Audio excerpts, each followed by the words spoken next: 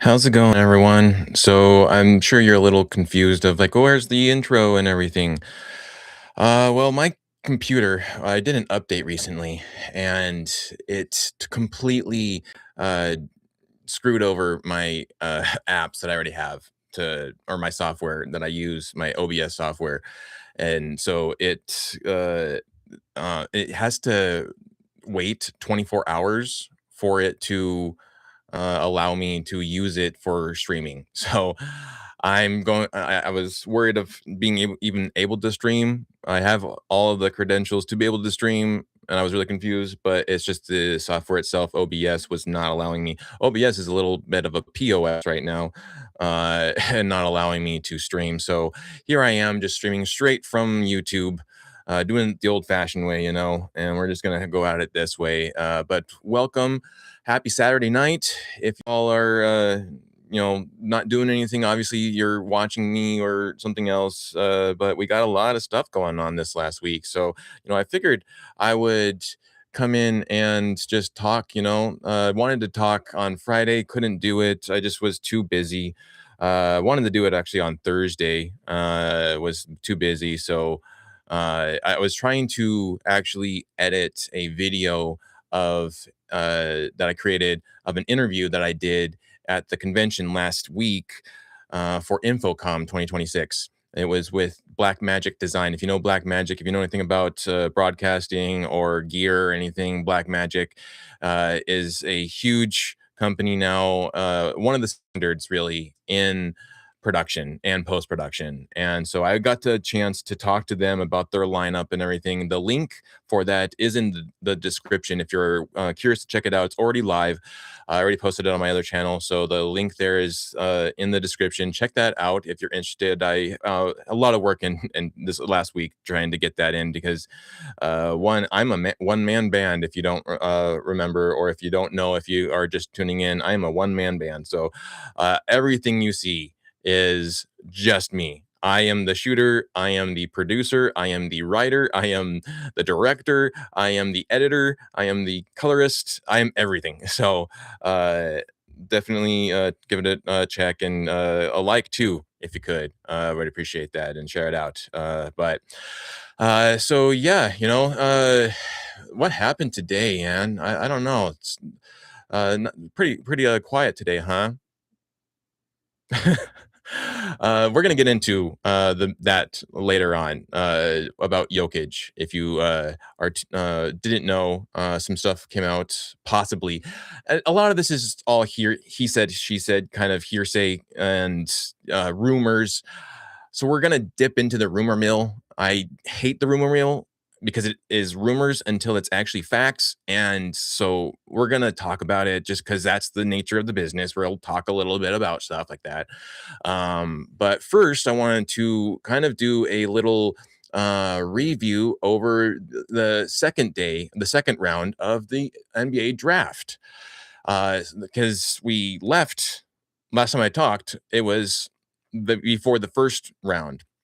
So they had the 26th draft pick and they traded it to the Spurs for two second round picks. A lot of people were upset with that. I wasn't. And I might be the minority in that bucket, but that's okay. We all have our own opinions.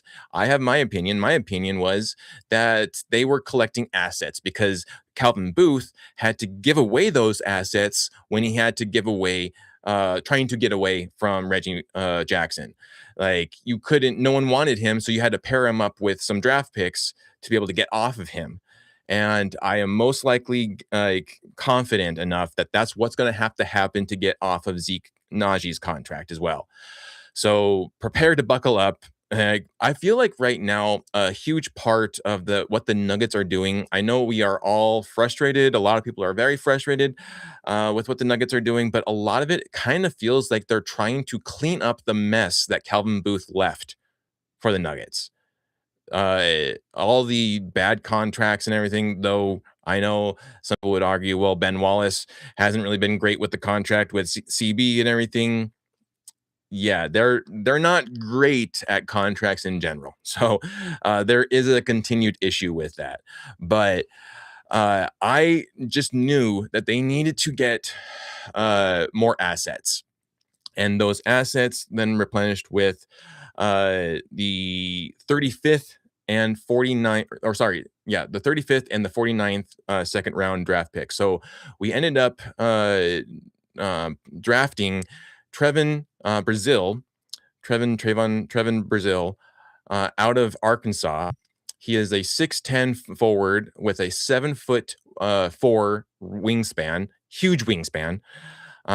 Is a great shot blocker, rim protector, perimeter protector, like everything that the Nuggets need, because right now we only have Peyton Watson, and hopefully we keep Peyton Watson, and we'll get to him later on. But this is a great, if he's used, right? That's the big if he's used. So great shot blocker. He has a lob threat, kind of like an AG in that aspect. He averaged 13.2 per game in his collegiate time last year. And then the only downside is his health. And that, if you're remembering this last season, health has been a huge issue with the Nuggets.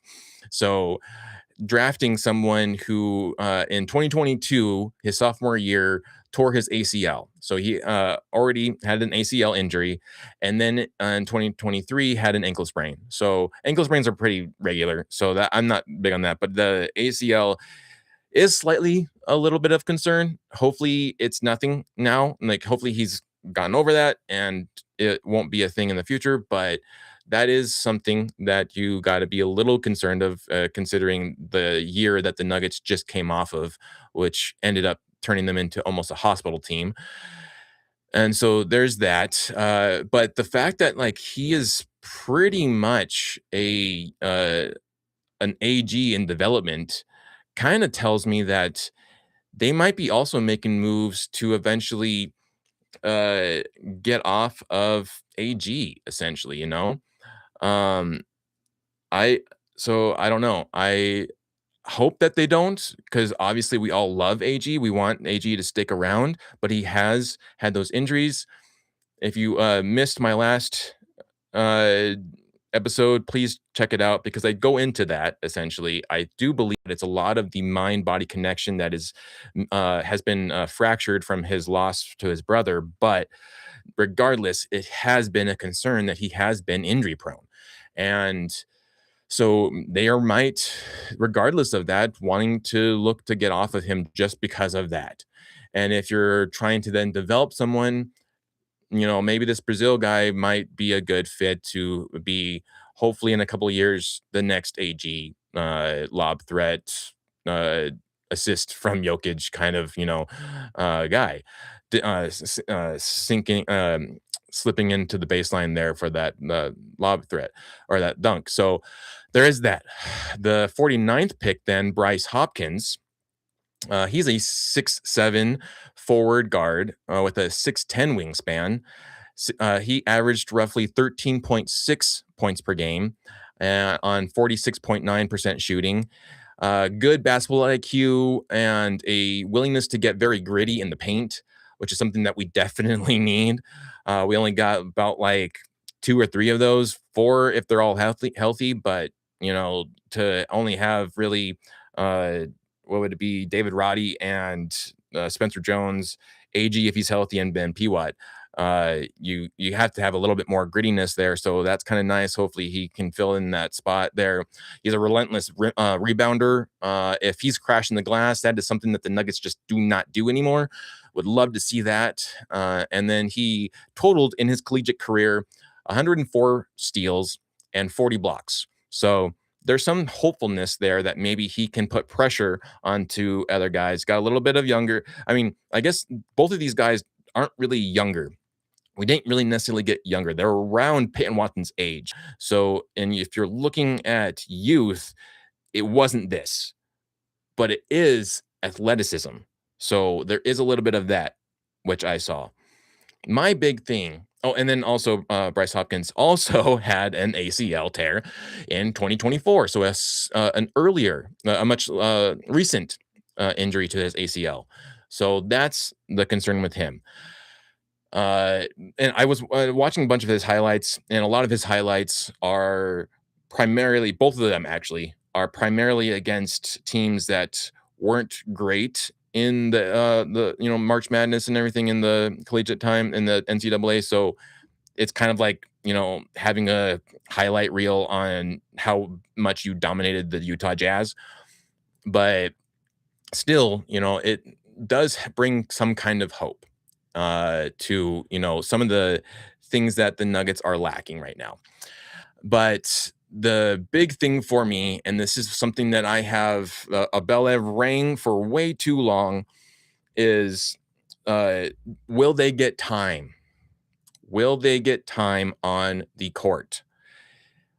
That is something that Zeke Naji hasn't seen for 7 years. He's been on there. He has not been more than a third round or a third string bench warmer. And he was also, mind you, a first round draft pick. I think 20th. It's a 20 or 22 draft pick in 2020. So this is his seventh season. Still hasn't gotten more than just a third string. Same thing with Pickett. I would say probably you're going to get the same thing with Ron Holmes, Curtis Jones. I mean, unless you're a Spencer Jones, like if I'm Zeke Naji, I have got to be a little upset at how quickly they advanced Spencer Jones over you. And so at that fact alone, I really think that it's time to for Zeke to move on. He is not growing in the Nuggets. He is not getting the time that he needs to grow on the Nuggets. He is just waiting for his time, and it is not going anywhere. And so, if I want to grow my career, I'm gonna look for hopefully trying to get a trade, unless his confidence isn't there and he doesn't think that he could get any better, and so he is just happy to be where he is, which I really wish that he would have more aspiration than just that. But especially for a first round draft pick, like you would feel like he would want more for himself.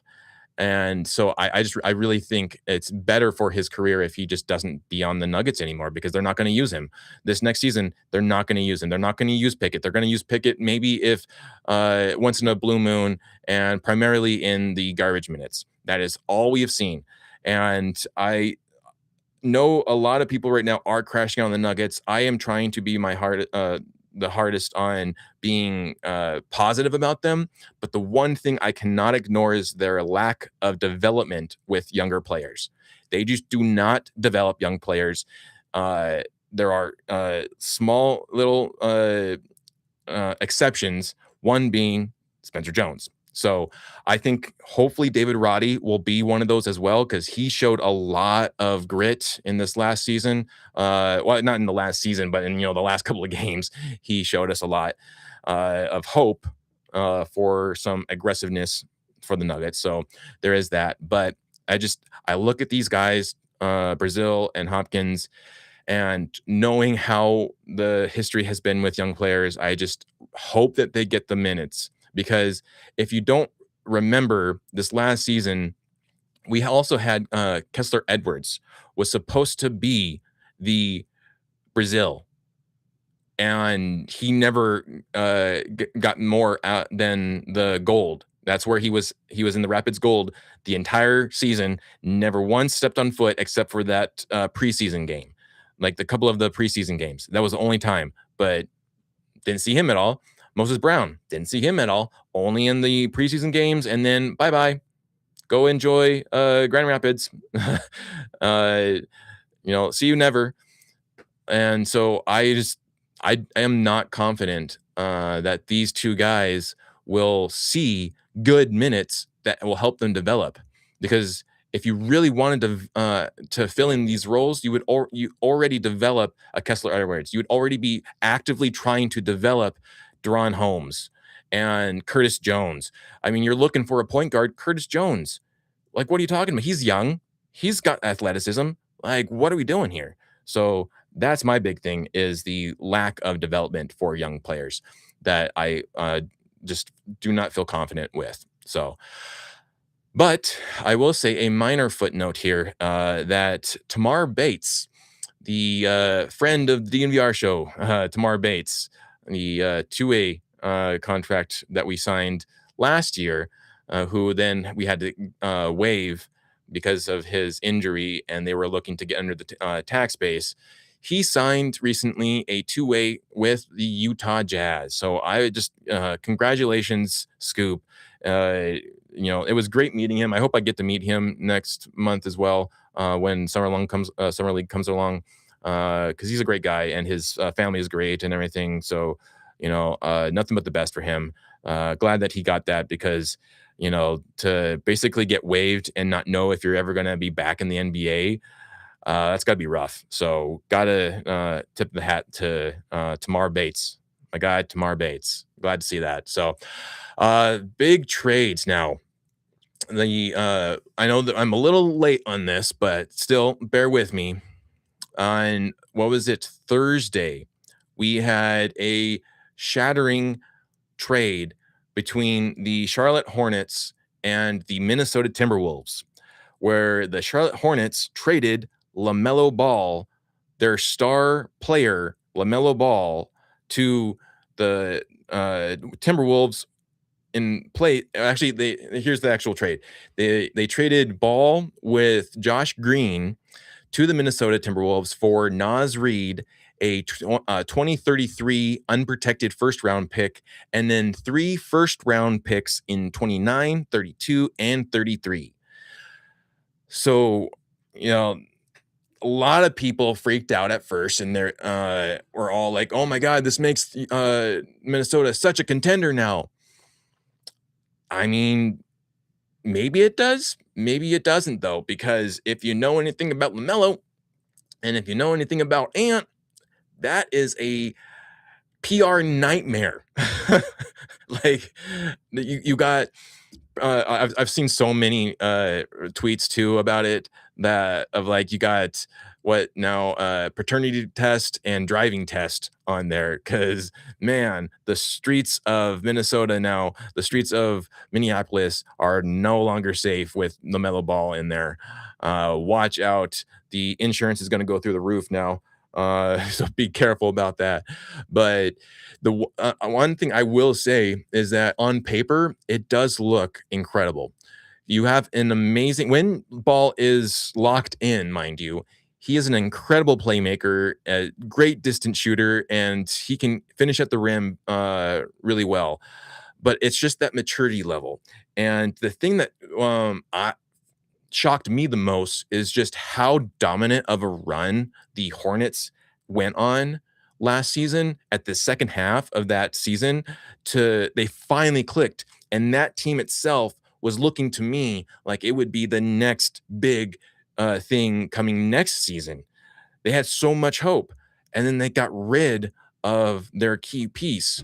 So it kind of feels like they're more aiming towards Con Knipple and Brandon Miller as their team, and it looks like they're going to have Kobe White move into the point guard position, the starting point guard position.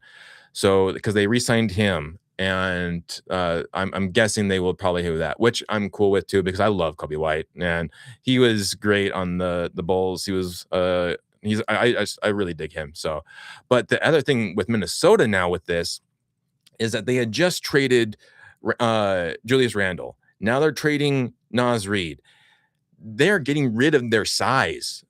Like the only 2 guys left on that team that are actually big enough are Jane McDaniels and Gobert. And they're even looking at trading Gobert, which is crazy. So, I mean, if I'm looking at it from a Nugget standpoint, I'm pretty happy. Like, okay, cool. You just got rid of Naz Reid. Naz Reid has been a threat to the Nuggets every time that we go up the non-Jokic minutes. He is just killing our bench. So, great. No more Naz Reid to have to deal with for 4 games regular season and possibly 7 in a playoff series. Cool. I like that. And then but the crazy thing too with that is that Like, if I'm a Hornets fan, I am sick to my stomach that they traded LaMelo Ball. If I am a Minnesota fan, I am sick to my stomach that they traded Naz Reid. Like, both of those are fan favorites. It's just crazy how that happened out of like nowhere all of a sudden. And so we had that trade. The next trade that we had the next day, this happened, I believe, yesterday, was Isaiah Joe of the Oklahoma City Thunder got traded to the Detroit Pistons for this was the trade, which, again, just leads to OKC farming more picks. Like, there has got to be a cap on how many picks a team can have. This is getting out of hand now. But they also lost depth. So they traded him, which did I lose my spot? I did lose my spot. Dang it. Real quick, let me just bring it up here because I don't want to misquote it. So the Thunder are trading Isaiah Joe to the Pistons for 2 future round second draft picks. So again, more pick farming, which is just crazy. But it also frees up cap space. Like, this is something that they're also thinking of. And so everyone's still high on OKC, and I'm sure they're going to be in the top 5 for sure, but I just don't think they're going to make it to the finals. Call me crazy. I don't think they're going to make it to the finals. I think the Spurs are still favorited, in my opinion, to make the finals next year, especially since they haven't really traded anyone. They still have that same team, and we'll see if that continues this next week. But so far, they have the same team that they just went to the finals with. Meanwhile, the Knicks are losing players. And so if you didn't hear, most likely Shamet and Robinson are both gone from the Knicks, which now means that James Dolan is the new, or actually Rose is the new Booth. So pretty much getting rid of 2 bench players in your championship team to save on cap space. And this is just why we aren't going to get a repeat champion for a while. And so that's just crazy. I would love for the Knicks to be high, and I'm pretty sure that they're going to still be in the top 5, but they're pretty much. I don't think that they're going to win next season. I actually think that, especially with this move that Isaiah Joe going to the Pistons, in my opinion, puts the Pistons in the finals next year. I think it will be the Pistons and the Spurs. We can come back to that a year from now to see if I was right, but I think that is a good favorite to take that on. So we have that, but what does this all mean now for the Nuggets? Like I already said, you're losing size on the Timberwolves, which is great for the Nuggets in general, especially Jokic. Typically in that series that we just had in round 1, you had Gobert on Jokic, but then every time you would have him get doubled by either a Naz Reid or a Julius Randle, or getting triple teamed by all 3 of those guys. We don't have that anymore. And I'm sure that the Minnesota Timberwolves aren't done yet. I'm sure that they'll still trade for someone else, but they've lost all that size that now I think that, mostly their approach is to take on a Spurs. Their focus is no longer on the Nuggets. To them, we are old news. And meanwhile, we're probably the one now still stuck on trying to beat them. So I think that we will have a much better year next season against them. True, they won't be thinking about as much, and so it won't mean as much to them. But it definitely does open the window for us to at least hopefully win a playoff series against them this time around if it happens again. So. But now we have the rumors that P-Watt might be signing a max extension of $28 million a year. And I hope that that's inaccurate. I hope that that's just a rumor. I would hate for them to be wasting way more cap space on players that haven't really shown a full year of growth. Like, don't get me wrong, I absolutely love Peyton Watson. I think that he should 100% be a Nugget. But when we're being really serious about this last year, he had a great month. January was great for him, and then he got injured again. And before that, last year, in 24-25 season, he started that year off with the same hamstring issue. And so, if we're trying to really get better, we've got to start focusing on health. And I would love for Peyton Watson to be a Nugget, but the thing for me is, okay, so you're having this, and if this is true, that will deplete the salary cap or the space that the Nuggets have, which leads to Jokic. Jokic, the rumor came around today was that Jokic is not signing an extension. He plans to not sign it. He's going to review. It's going to be a review year or whatever, and then we'll come back to it next season. Now, bear with me on this. Some people are crashing out and some people are upset with the Nuggets. They're saying that they're all cooked and that Jokic is going to leave and everything. I don't think that. Now, what I just said, Peyton Watson, P-Watt is going to be signing maybe a very expensive extension. You're getting rid of everything that you can do to be able to, what did they say in the press conference? Run it back. How do you run it back as close as possible as you can with the same guys? You have got to find ways to get around this. So what's one way you can go about that? Besides getting rid of announcers that people loved, you also ask Jokic or advise him, don't do it now, do it next season. You'll get more money next season, and we get to save money this season to help with the rest of developing this team. So, in my opinion, I think it's more of a approach to the salary cap or the CBA and everything than it is anything else. And rather than having him sign a contract for less money, asking him to take less money, this puts him in a position where he can get more money if he just waits another year. So he's already said that he loves Denver. I'm not worried that he's going to move anywhere or he's going to leave anywhere. The worst thing that would happen, or the one thing that could provoke that, is either one, the Cronkies do a Nico Harris kind of move and they want to get off of him, or two, they have a terrible year next season. I think if that were the case, then you might see a possible Jokic exit.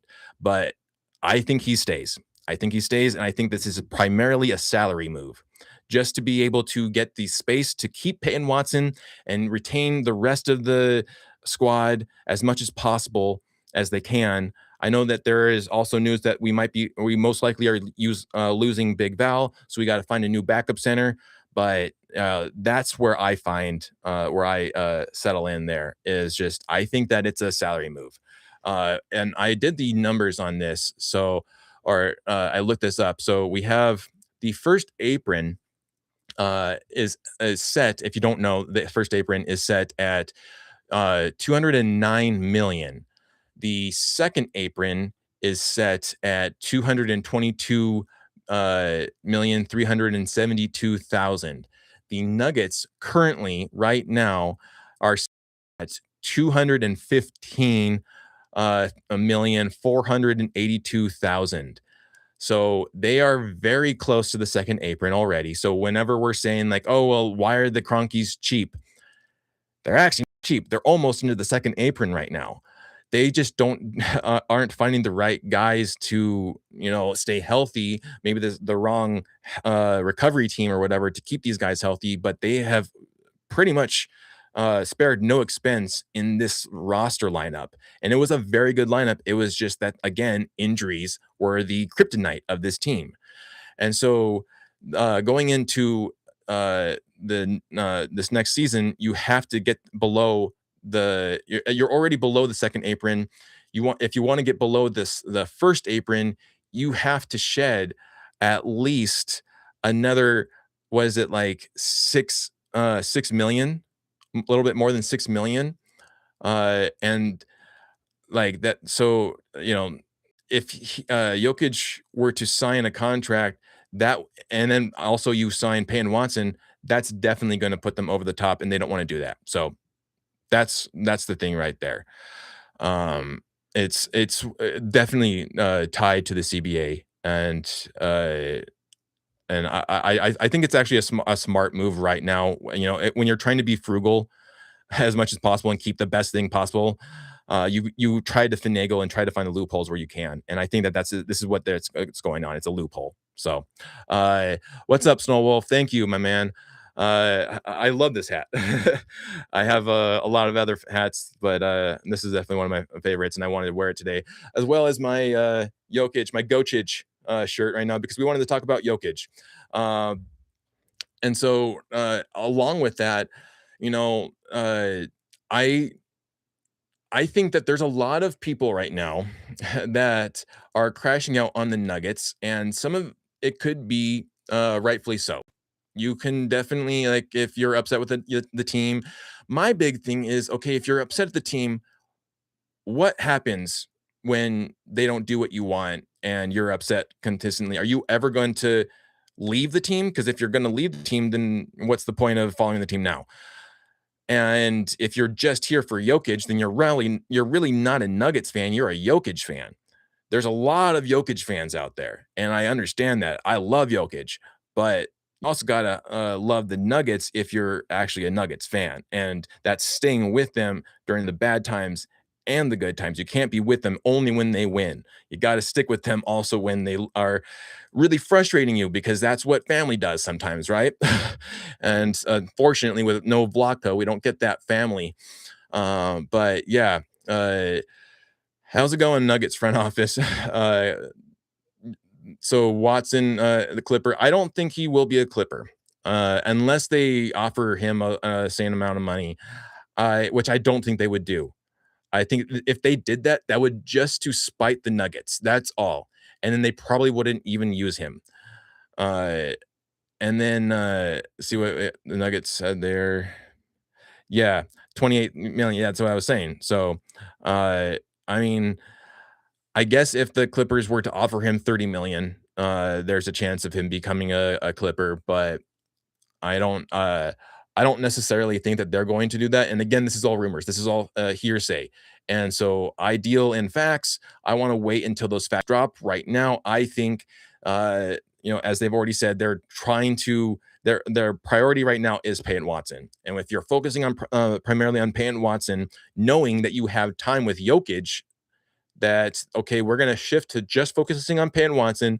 Jokic loves Payton Watson, so we're going to try to our best to retain Payton Watson and get the salary cap down so we don't cross the second apron again, and we move forward that way. Uh, I do think that Jokic will stay. So, but you gotta please him first, and a lot of there's lots of guys on that team right now that he likes. But I, you know, I think if anything, it's probably some more stuff with that we're not seeing behind the curtain, more or less. Uh, Stuff with, again, the recovery team. I keep on going back to that because that's the biggest thing, and like this whole year was great except for when they were injured, and so it really is a lot of that. um if they let's see what Jokic wants them to stay in the second apron and they won't. I don't necessarily know if he wants them to stay in the second apron, to be honest. I I think he's obviously a businessman. He knows that they have to also, pay the bills and not stay in this. It would hurt them more so drastically. And I don't think that he is so much of like, you either go into the second apron or I'm out. Like I don't think he's like that. I think that he is uh, a team player upon any other team player. Like he understands, and so they might get some different players to shoot with him, and to, be on the team and everything. But I don't think that they'll go beyond that second apron. I think that they're done with that for a little while.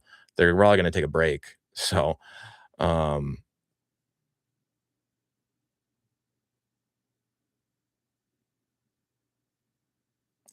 yeah, again, Snow Wolf, I think that it benefits him more to wait and get more money. I mean, if you're Jokic, why wouldn't you do that? Like, the only thing that would solve this whole issue with him if he signed now is that okay, now you just don't have that anxiety if he's going to leave or whatever.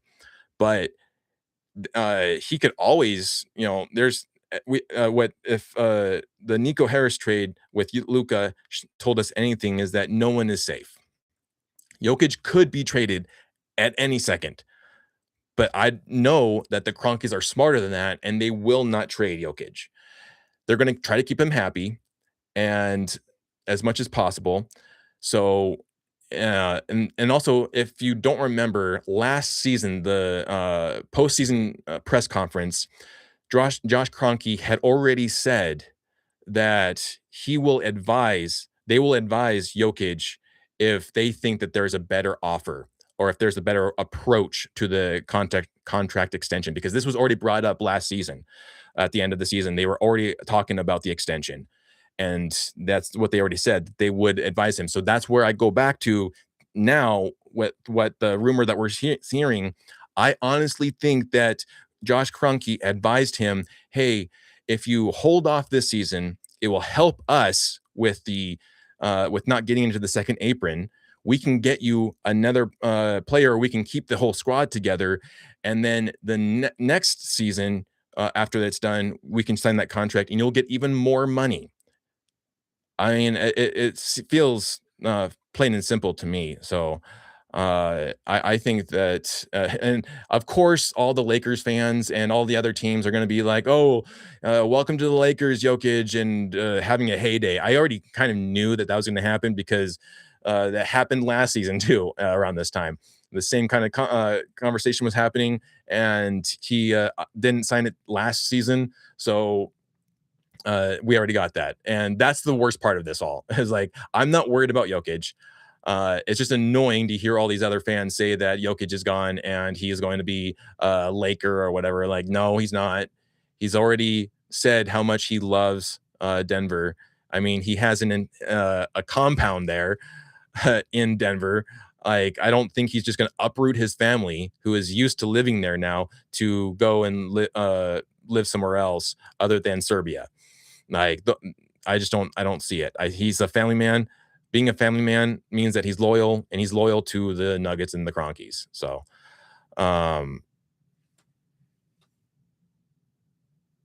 yeah, I mean, I think he's going to be a Nugget for as long as he wants to be a Nugget. And the only thing that would drive that, a wedge in that, is if the Nuggets do terrible next season, and if he still sticks around for another season, it would be getting terrible the next season. But I do think that if the Nuggets have another terrible season, if they don't make the playoffs, or if they're another first round exit, there is quite possibly, I think, a rebuild that would happen.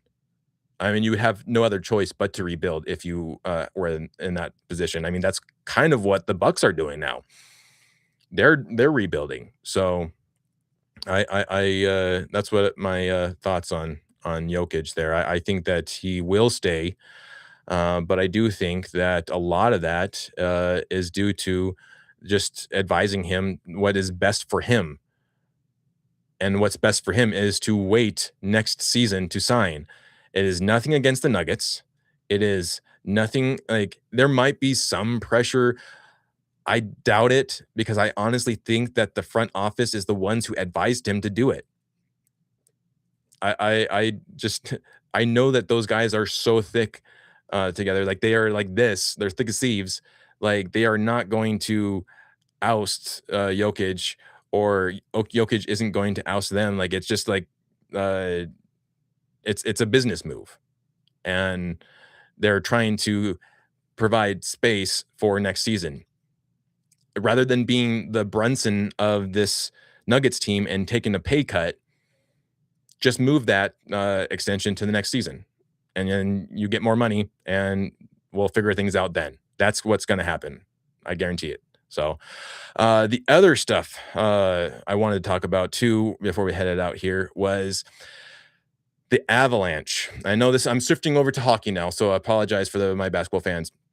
I'm going to shift over to hockey real quick because there was some shaking trades that happened this week. That part of it I didn't get to really talk about last time. I want to talk about now, and then we also got additional heartbreak.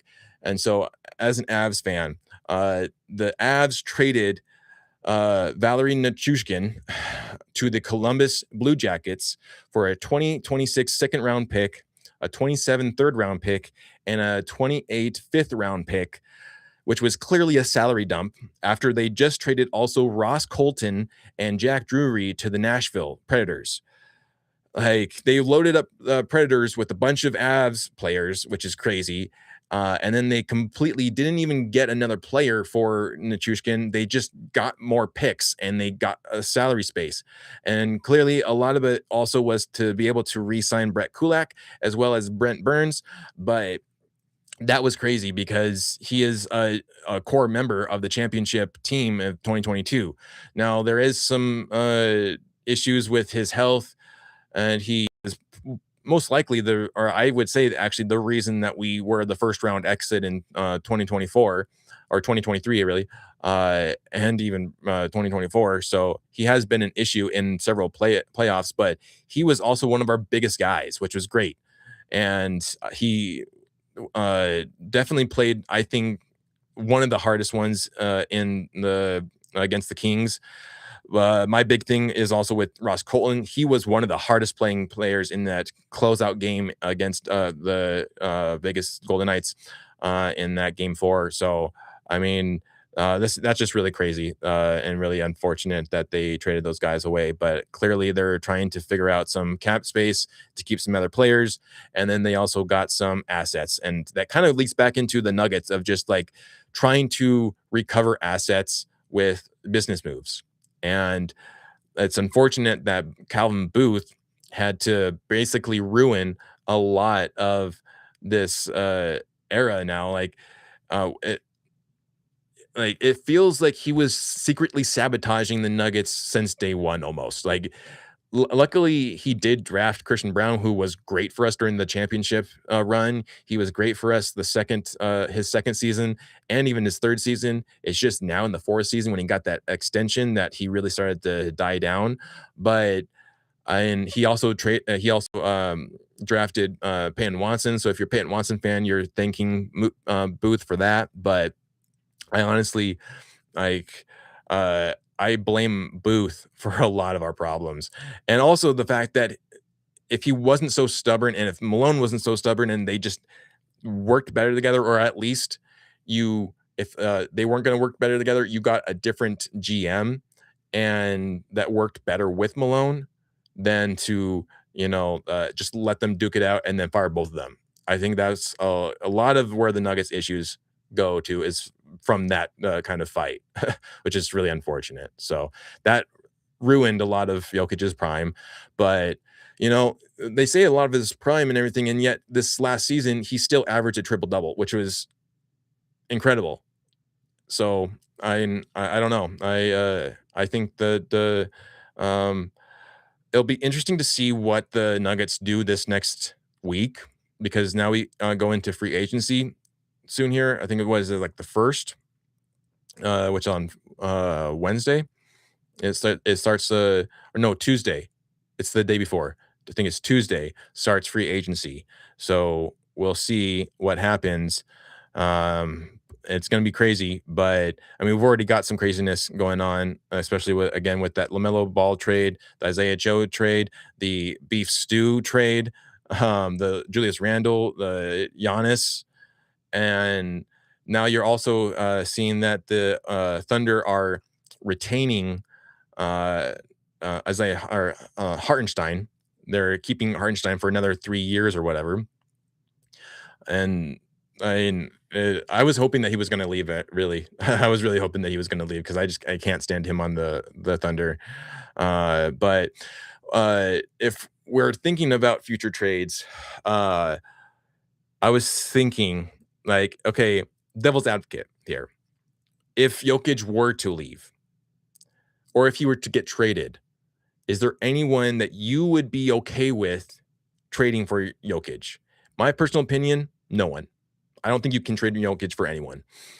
But it just for devil's advocate purposes here, like if we were to kind of feed the this mock trade kind of scenario, is there anyone that you would trade Jokic for?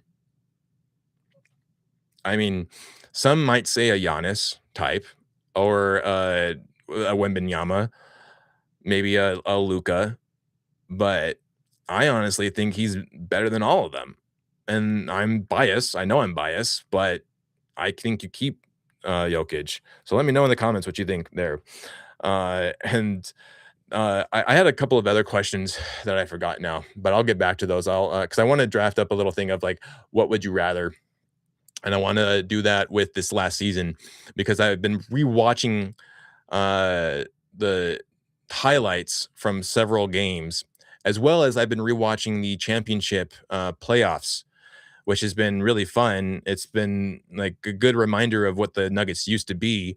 They used to be what we saw with the Knicks of this series is 0-0, and we're down by one when they're really up. Like that kind of mentality that really helped them stay locked in.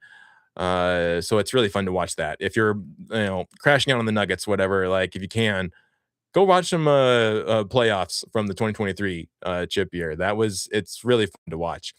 But then like just over this last season, I've been watching some clips, and also I plan on putting out a video highlight of especially my time covering the Nuggets at the Golden State games, but as well as just like a year thing, and remembering the very first game that the Nuggets played this last season was in Golden State, where they lost to Golden State in overtime, where Aaron Gordon won, or not won, but Aaron Gordon got 50 points. He was the first Nugget of the season to score 50 plus points. Curry, I think, racked up 42 points, something like that, but AG got 50.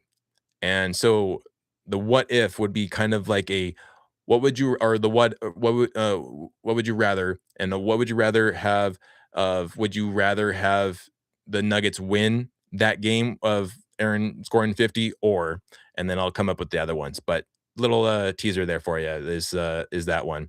What would you rather? So but uh I would actually also play a little bit of my other clips that I had already prepared. But again, if you're just tuning in now, my OBS is started to be a POS tonight and is not allowing me to stream. I have to wait 24 hours for it. So hopefully the next go around, I'll be back on with my music and everything and my ability to show clips. Because I was going to show a little bit of the clip of that Infocom interview, as well as a little bit of other NBA clips.